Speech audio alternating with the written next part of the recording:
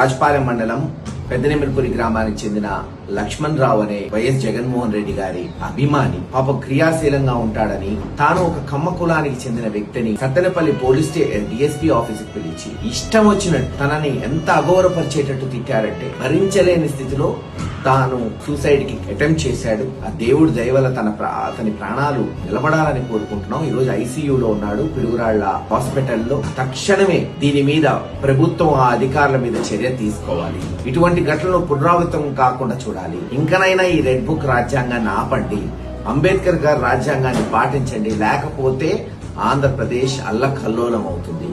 గుర్తుపెట్టుకోండి, ఎన్ని రోజులు ఈ కులం మతం దీని మీద ముసుగులో మీరు ఈ చెత్త పనులు చేస్తుంటారు. కమ్మాస్ వైఎస్ఆర్సీపీలో ఉండకూడదా? జగన్మోహన్ రెడ్డి గారి అభిమానులు కాకుండా. అభిమానం అనేది ఎవరికైనా ఉండొచ్చు. తక్షణమే ఆ కుటుంబానికి వైఎస్ఆర్సీపీ పార్టీ మేమందరం నాయకులు అన్ని విధాలుగా అండగా ఉంటామని తెలియజేస్తాం.